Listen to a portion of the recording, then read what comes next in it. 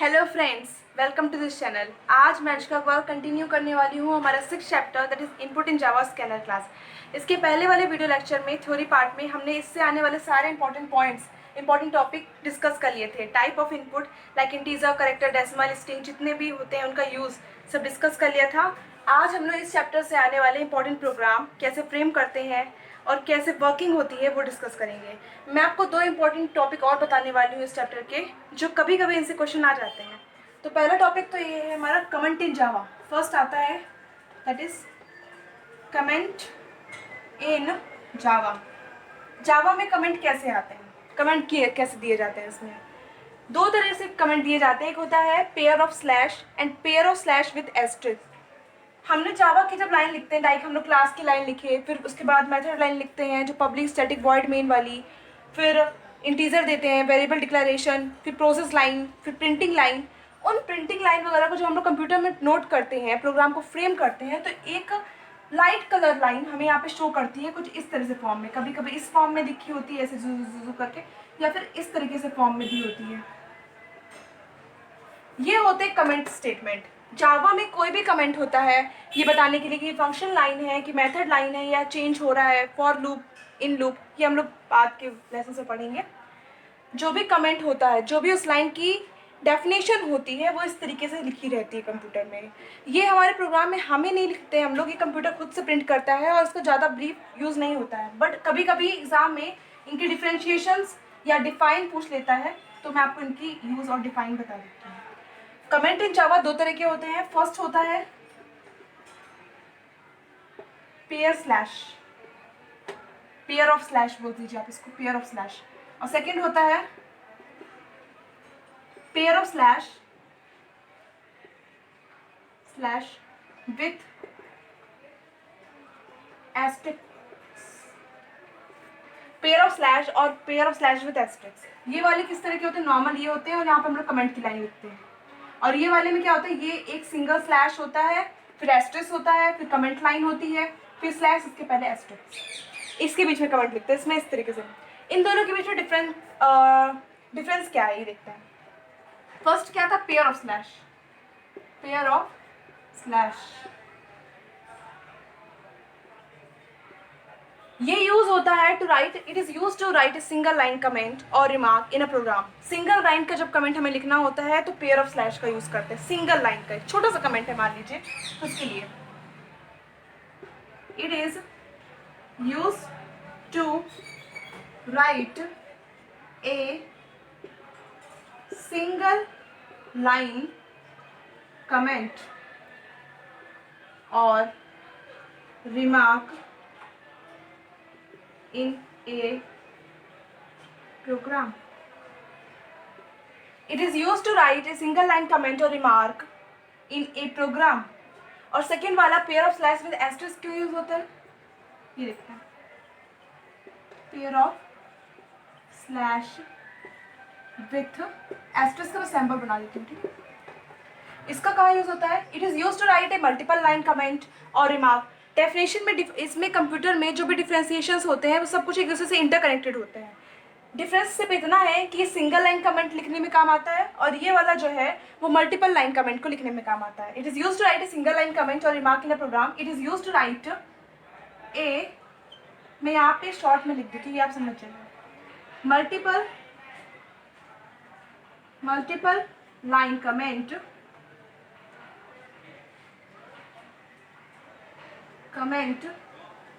और remark in a program. Pair of slash with asterisk, it is used to write a multiple line comment और remark in a program. It is used to write a single line comment और remark in a program. Second important point है that is error. हम लोगों ने error के बारे में पढ़ा है। जो भी हमारी मिस्टेक्स होती है प्रोग्राम को, उसमें कंप्यूटर लैंग्वेज में उन्हें एरर बोलते हैं। कंप्यूटर में 3 तरह के एरर्स होते हैं, अब उनको देखते हैं हम लोग। चलिए अब हम लोग आ गए अपने सेकेंड पॉइंट पे, दैट इज एरर। एरर क्या होता है? एरर होता है कि अनएक्सपेक्टेड सिचुएशन जो प्रोग्राम में रन टाइम पे अराइज हो। रन टाइम का मतलब जब हम लोग उसको कंपाइल करते हैं प्रोग्राम को, उस समय जब हमारी कुछ मिस्टेक्स दिखें, अनएक्सपेक्टेड सिचुएशन दिखें, मिस्टेक्स दिखें, वो हमारे एरर्स कहलाते हैं. The unexpected situation, unexpected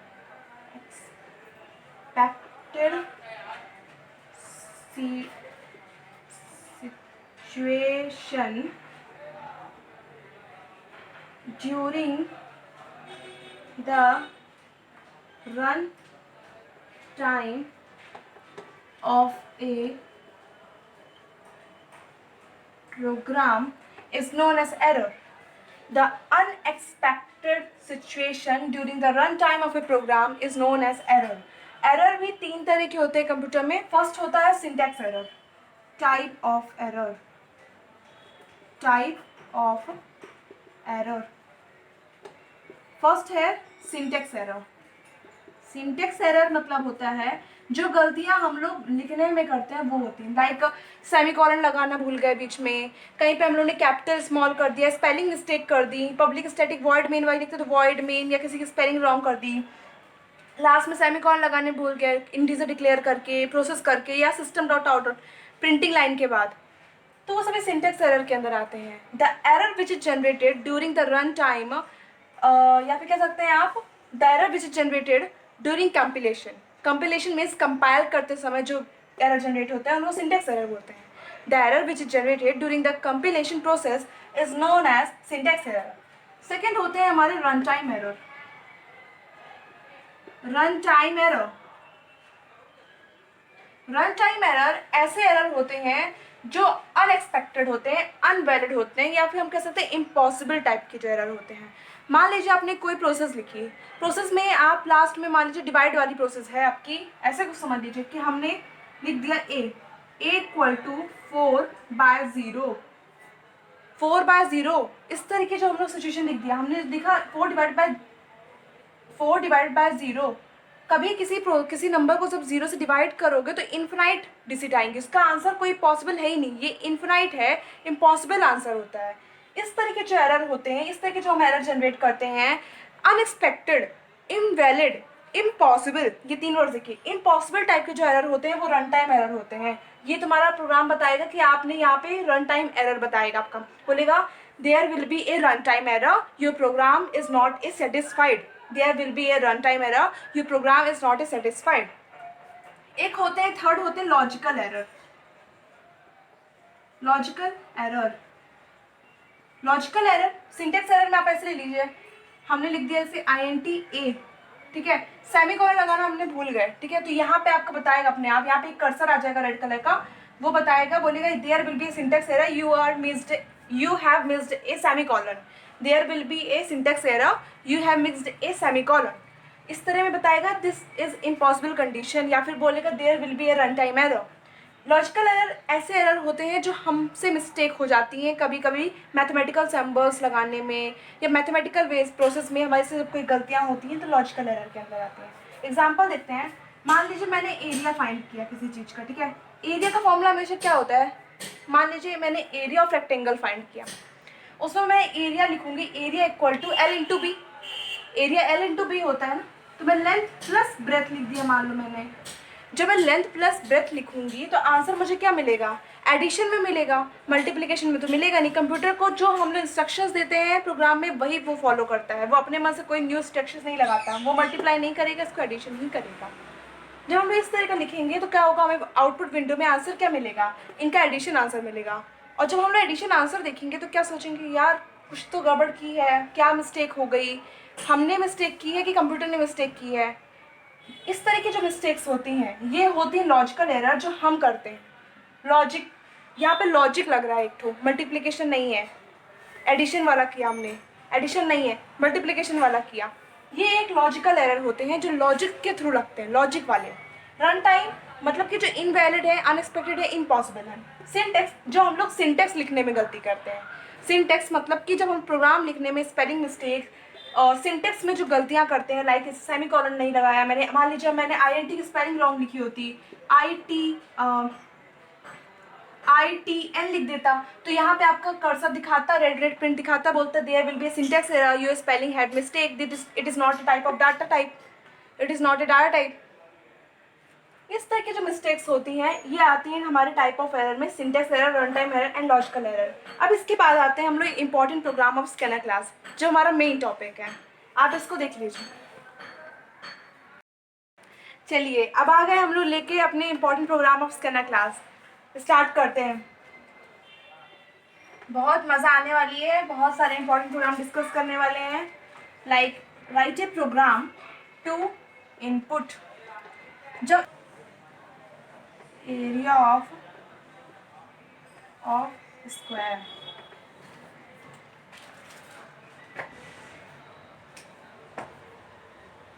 try करिए, आप लोग पॉज करिए वीडियो को, ट्राई करिए। बहुत बहुत सिंपल प्रोग्राम है, बहुत इजी है। मैंने इसके प्रीवियस वीडियो लेक्चर्स में इस तरह के छोटे छोटे प्रोग्राम डिस्कस किए। एक प्रोग्राम मैंने डिस्कस किया था, सिमिलर है बिल्कुल इसके। Write a program to input, input लिखा है, इट मीन्स ये स्कैनर क्लास का प्रोग्राम होगा। वैल्यूज़ भी कोई नहीं दी हुई है। इंटर या इनपुट अगर लिखा हुआ है तो सारे प्रोग्राम स्कैनर के होंगे, आप ये समझ जाइएगा फर्स्ट ऑफ ऑल। फिर बोला है क्या इनपुट करना है, ये देखिए। इनपुट क्या करना है, हमें side of A square, square की एक साइड इनपुट करनी है। इंटीजर ले लीजिए साइड। फिर प्रिंट करना है एरिया, मतलब प्रोसेस लाइन में क्या होगा हमारा एरिया। चलिए बनाते हैं। स्कैनर की सबसे फर्स्ट लाइन होती है import Java dot util dot asterisk. Import Java dot util dot asterisk public class square दे दीजिए। ये पब्लिक स्टैटिक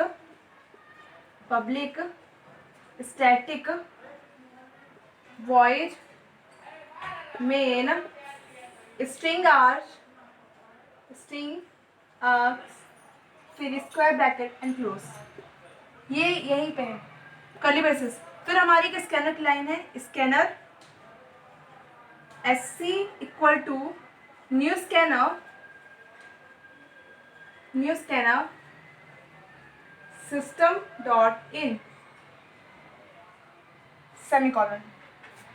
ये लाइन आप लोग मेमोराइज कर लीजिए बिल्कुल। Scanner SC equal to new scanner system dot in, scanner SC equal to new scanner system dot in. फिर इसके बाद होती है इंटीजर डिक्लेयर करेंगे हम लोग, INT साइड, क्योंकि साइड को इनपुट करना है, बोला है इनपुट करो साइड को स्कैनर क्लास के लिए। एक और वेरिएबल ले लेते हैं, दैट इज एरिया फाइंड करना पड़ेगा ना साइड के लिए। जब हम लोग इनपुट करना होता है सबसे पहले लाइन लिखते हैं system dot out dot print inter any side system dot. अब नेक्स्ट वर्डिंग्स में हम लोग system dot out dot print पूरा नहीं लिखेंगे, SOPLN लिखेंगे, SOPLN शॉर्ट फॉर्म में इसको। System dot out dot print inter side. फिर साइड के लिए यहाँ पे स्मॉल एस है तो यहाँ पे स्मॉल एस लेंगे। जो वेरिएबल यहाँ होगा वही वेरिएबल यहाँ पे होगा, सेम टू सेम। क्या लिखेंगे, SC डॉट नेक्स्ट, ये इंटीजर आया टाइप है इसलिए यहाँ पे INT, फर्स्ट लेटर I का कैपिटल एंड देन फंक्शन। इससे हमारा साइड मिल गया। फिर क्या करना है, हमें एरिया फाइंड करना है, तो एरिया का फॉर्म लगा दीजिए। Area equal to side into side semicolon SOPLN system dot out dot print SOPLN। क्या प्रिंट कर रहे हैं, area equal to, area print हो जाएगा और एरिया की वैल्यू ऐड कर देना है हमें, area then close the curly braces. अब इसका आउटपुट देखते कैसे आएगा, फंक्शन कैसा होगा इसको। फर्स्ट ऑफ ऑल पहले तो हमारा जब वर्किंग प्रोसेस स्टार्ट होगा तो ये लाइन चेक करेगा computer, import Java dot util dot asterisk. इससे वो जावा लाइब्रेरी के जितने भी स्टेटमेंट इंपॉर्टेंट कमांड्स होंगे वो सभी लेके कहाँ आ जाएगा, कंप्यूटर की मेमोरी में। इस लाइन का use public class square, it means class का नाम क्या है, स्क्वायर, प्रोग्राम का नाम स्क्वायर है। Public static void main string, इसको देखने के बाद वो कहेगा कि फंक्शन हो रहा है हमारा, अभी फंक्शनिंग स्टार्ट हो रही है, अब फंक्शन स्टार्ट होगा हमारा। इसके बाद स्कैनर, उसको कंफर्म हो गया कि प्रोग्राम स्कैनर में है।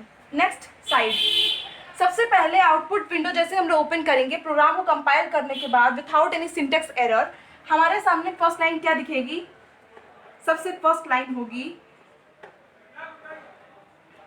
इंटर साइड और कर्सर यहाँ पे होगा, बोलेगा इंटर करिए अपनी साइड, कुछ भी इंटर करिए आप, अपनी साइड को एक इंटर कर दीजिए। मैंने साइड इंटर कर दी 12। जैसे ही मैं साइड को इंटर करूँगी 12, वैसे ही कर्सर यहाँ से 12 इंटर करने के बाद तुरंत कर्सर अपने आप यहाँ पे आएगा और लिखे रहेगा area equal to 144।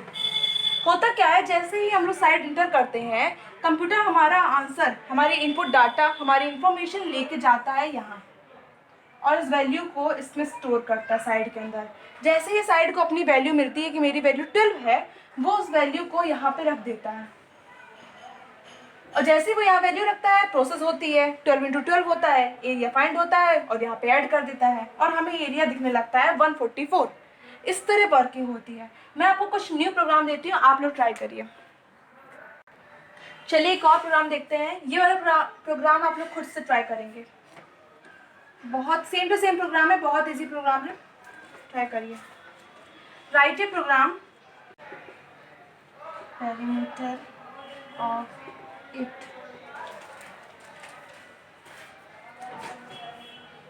write a program to input the length and breadth of any rectangle, find and print the area and perimeter of it. Input लिखा है, it means स्कैनर क्लास का प्रोग्राम है। कुछ नहीं करना है, लेंथ एंड ब्रेथ को हम लोग को स्कैनर क्लास में डाल के इसको स्कैनर क्लास से उसकी वैल्यू फाइंड करनी है। हम लोग को स्कैनर क्लास में लेंथ एंड ब्रेथ को ना स्कैनर में इनपुट करना है, बस इतना है। फिर बोल रहा है एरिया और पैरामीटर को फाइंड करना है, तो एरिया और पैरामीटर को हम लोग नॉर्मल एक वेरिएबल डिक्लेयर कर लेंगे और इनका लेंथ एंड ब्रेथ का यूज़ करके, इन दो वेरिएबल का यूज़ करके हम इन दोनों का फॉर्मूला लिख देंगे, प्रोसेस लाइन लिख देंगे और फाइनली प्रिंट कर लेंगे। पॉज करिए वीडियो को, अभी ट्राई करिए। बहुत सिंपल प्रोग्राम है, सिंपल, बिल्कुल सेम टू सेम है जैसे हमने एरिया ऑफ स्क्वायर में किया था, वैसे same to same area of rectangle में करना है, सेम चीज़। ट्राई करिए प्रोग्राम को आप लोग, करिए। चलिए अब मैं बताती हूँ इस प्रोग्राम को। First of all import java.util.asterisk public class rectangle curly braces public static void main string मैंने फुल में नहीं लिखा है, शॉर्ट फॉर्म में लिख दिया, बट आप लोग एग्जाम में फुल में लिखिएगा। अभी आप लोग प्रैक्टिस प्रोग्राम में आप लोग शॉर्ट फॉर्म में लिख सकते हैं। फिर आइए स्कैनर की line, scanner SC equal to new scanner system dot in. फिर आएगी इंटीजर डिक्लेयर करने के लिए। एक इंटीजर ले लीजिए, लेंथ के लिए L, ब्रेथ के लिए B, एरिया के लिए एरिया लिख लीजिए, पेरीमीटर के लिए PER and semicolon. Length and breadth को प्रिंट करने के लिए system dot out dot print वाली line, SOPLN enter length L equal to small है ना, तो स्मॉल लेंगे हम लोग, L equal to SC dot next, data क्या है इंटीजर, तो INT एंड देन ब्रेसेस। अब हम लोग ब्रेथ के लिए लिखेंगे SOPLN enter breadth B equal to SC dot next INT this. Length and breadth, इससे हमारी स्कैनर क्लास से फ्रेम हो जाएंगी, फाइंड हो जाएगी। अब एरिया और पैरामीटर का फॉर्मूला लगा देंगे, area equal to L into B, parameter equal to 2 bracket, oh my god, 2 के बाद मल्टीप्लिकेशन वाला साइन लगाएंगे, कंप्यूटर नहीं समझता है, कंप्यूटर को जो हम लोग देंगे वही समझ लिखिएगा वो। 2 multiply L plus B semicolon. फिर इसके बाद एरिया एंड पेरीमीटर को प्रिंट करेंगे। मैं यहाँ पे लिख दे रही हूँ क्योंकि it doesn't have any space here. SOPLN area equal to plus area and same to same perimeter print कर लेंगे।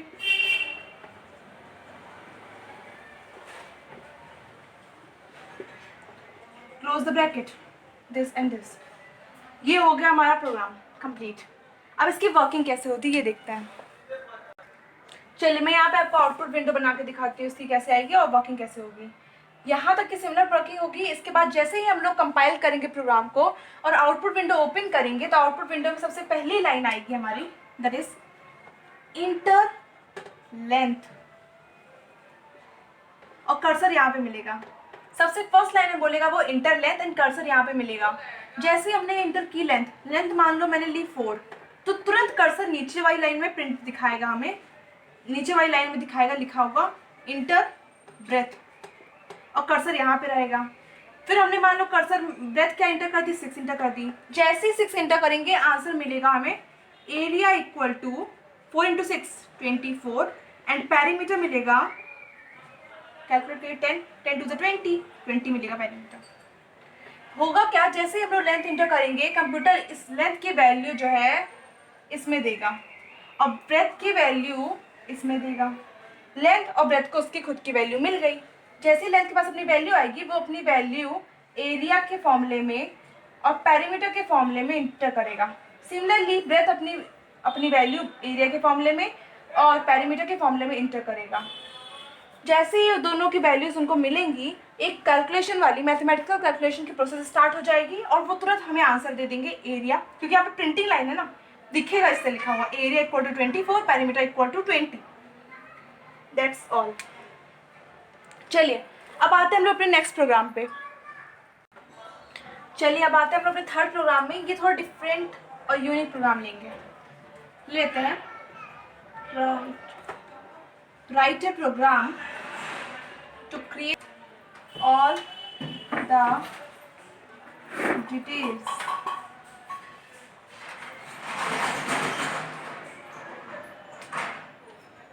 आ गया हम लोग इस प्रोग्राम में। Write a program to create a class employee. Of course वैसे होता क्या है, जितने भी हम लोग प्रोग्राम बनाते हैं उनमें सारी इन्फॉर्मेशन क्या क्या डालनी है प्रोग्राम में, क्या चीज़ कौन सी होनी चाहिए दी रहती है। कुछ कुछ प्रोग्राम में नहीं दी रहती तो वो हम अपने मन से रखते हैं। लाइक अभी तक हम लोग पब्लिक क्लास का नाम अपनी पसंद का रखते थे, किसी में स्क्वायर रखा, किसी में रेक्टेंगल रखा। इस वाले प्रोग्राम में बोला गया है कि क्लास का नाम एम्प्लॉय होना चाहिए, क्लास का नाम एम्प्लॉय होना चाहिए। जब क्लास का नाम दिया हुआ है तो हम लोग क्लास का नाम ही रखेंगे। इनपुट क्या क्या करना है, नंबर ऑफ डेज इनपुट करना है, rate per day, calculate the wages of employee and print all the detail.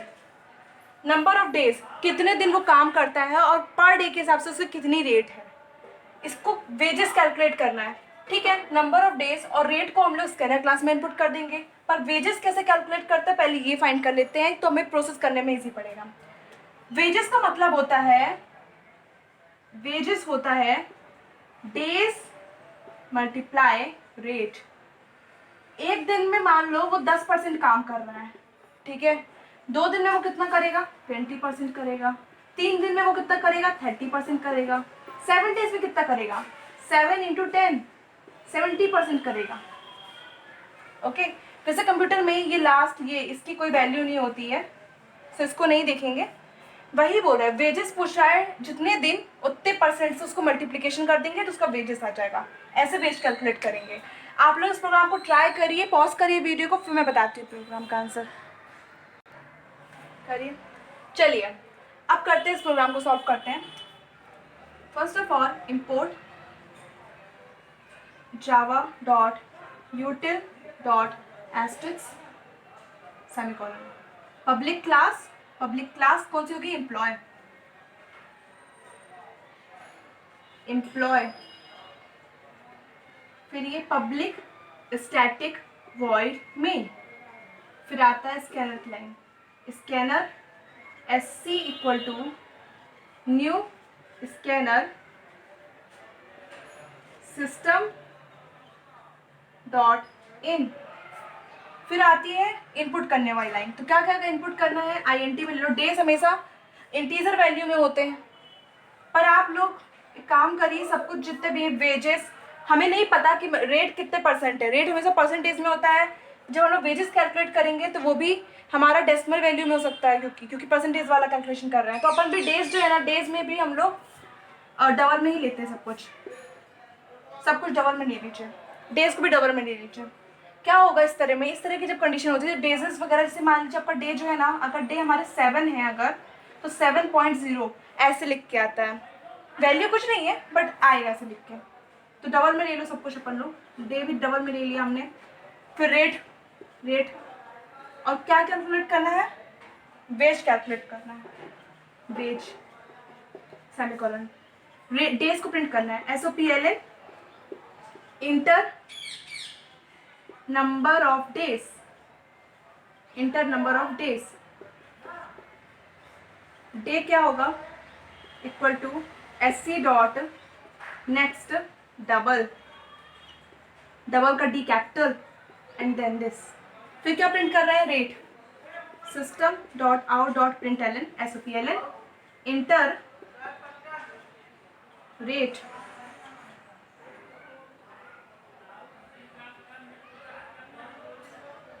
Rate rate equal to SC dot next double, day हो गया, रेट हो गया। अब वेज कैलकुलेट करते हैं, wage equal to day multiply rate, फिर इस wage को प्रिंट कर लेंगे SOPLN wage equal to plus wage, फिर ब्रैकेट क्लोज, दिस हो गया प्रोग्राम। अब इसकी वर्किंग देखते हैं, वर्किंग, अब इसका आउटपुट वर्किंग देखते हैं कैसा होगा। यहाँ पे बना रहे हैं, सबसे पहले जैसे हम लोग आउटपुट विंडो कंपाइल करने के बाद खोलेंगे तो क्वेश्चन आएगा inter number of days, enter number of days ये लिख के आएगा और कर्सर यहाँ पे होगा। मैंने मानो नंबर ऑफ डेज 5 इंटर कर दिए, तो उसके बाद तुरंत नीचे एक क्वेश्चन और आएगा, उसमें लिखा रहेगा इंटर रेट और कर्सर यहाँ पे होगा। मैंने कर दिया मान लो 20%, जैसे 20% में करूँगी वैसे हमको आंसर मिलेगा wage equal to 100। Okay, that's right. जैसे नंबर ऑफ डेज करेंगे इसकी वैल्यू जाएगी इसके अंदर और इसकी वैल्यू जाएगी इसके अंदर, ये अपनी अपनी वैल्यू इनपुट करेंगे यहाँ वेजेस के अंदर और वर्किंग प्रोसेस का परफॉर्म होगी। वर्किंग प्रोसेस जैसे कंप्लीट होगी वो हमें एक वर्किंग आंसर मिल जाएगा, एक परफेक्ट आंसर मिल जाएगा। इस तरह होते हैं स्कैनर क्लास की वर्किंग। अब आते हैं नेक्स्ट प्रोग्राम पे। चलिए और कुछ इंपॉर्टेंट प्रोग्राम देखते हैं। अब मैं आपको कुछ प्रोग्राम देती हूँ, वो आप खुद से करेंगे और मुझे बताइए इसका आंसर क्या होगा। आप लोग खुद से करेंगे प्रोग्राम, मैं आपको 2 प्रोग्राम दे रही हूँ, इनका आंसर मैं आपको नेक्स्ट वीडियो में बताऊंगी, आप लोग खुद से ट्राई करिए। चलिए क्वेश्चन 4th में है ना शायद हम लोग, या 4th वाला, write a program to input average marks, write a program to input marks in 3 subjects scored by a student in M1, M2, M3. Compute and print the average marks. M1, M2, M3 ये subject के नाम नहीं है, ये एक तरीका हमें computer ने, हमारे प्रोग्राम ने पहले से क्वेश्चन में वेरिएबल दिया हुआ है। मतलब जब हम लोग सब्जेक्ट के नंबर स्टोर करेंगे इसमें देंगे, तब हम लोग वेरिएबल लेंगे, एक M1, M2 and M3 variable लेंगे। कुछ नहीं करना है हमको, हम लोग को नॉर्मल प्रोग्राम लेना है। इनपुट क्या करना है इस पर, इनपुट प्रोसेस में क्या क्या है, स्कैनर क्लास के अंदर क्या क्या वर्किंग आएगी, M1, M2 एंड M3 इनकी वैल्यू देंगे हम लोग स्कैनर के अंदर। ये वैल्यूज़ को स्कैनर में लेंगे हम लोग, मतलब इनकी वैल्यू, एक्चुअल वैल्यू हम लोग आंसर प्रिंट करते समय लेंगे आउटपुट विंडो में, और एवरेज वाला फॉर्मूला लगा देंगे इनके यूज़ करके। मतलब कि क्या करिए, INT लीजिए M1, M2, M3, ठीक है, और इसको लेंगे हम लोग, इसको हम लोग स्कैनर में डिक्लेयर कर देंगे, enter the value of M1, फिर M1 को ले लेंगे, enter the value of M2, M2 को ले लेंगे, enter the value of M3, M3 को ले लेंगे, इंटर द वैल्यू ऑफ, नहीं बस M3 तक फिर इसके बाद एक एवरेज लेंगे, पर एवरेज लेना हमें से डबल में, क्योंकि एवरेज को डिवाइड बाय करते हैं नंबर से, एवरेज को डिवाइड करते हैं इसे टोटल नंबर से, इसीलिए एवरेज को डबल में लेना, कभी कभी डेसिमल वैल्यू मिल जाती है। तो एवरेज कैसे कैलकुलेट करेंगे, एवरेज का शॉर्ट फॉर्म AVG, एवरेज को शॉर्ट फॉर्म में AVG लिखिए आप लोग। Write a program to input marks in 3 subjects scored by a student in M1, M2, M3. Compute and print the average marks. Average AVG M1 plus M2 plus M3 और कितने subject है, 3 subject है, तो divide by 3, ये formula लगा दीजिएगा और इसको प्रिंट कर दीजिएगा। सो PLN AVG, इसका प्रोग्राम आप लोग ट्राई करिए खुद से। अब मैंने आपको पूरा शॉर्ट ओवरव्यू दे दिया, पूरा कंप्लीट डिस्क्राइब कर दिया, आप लोग इसको ट्राई करिए। फिर मैं आपको देती हूँ नेक्स्ट प्रोग्राम। चलिए अब हम लोग आते हैं अपने नेक्स्ट प्रोग्राम पे।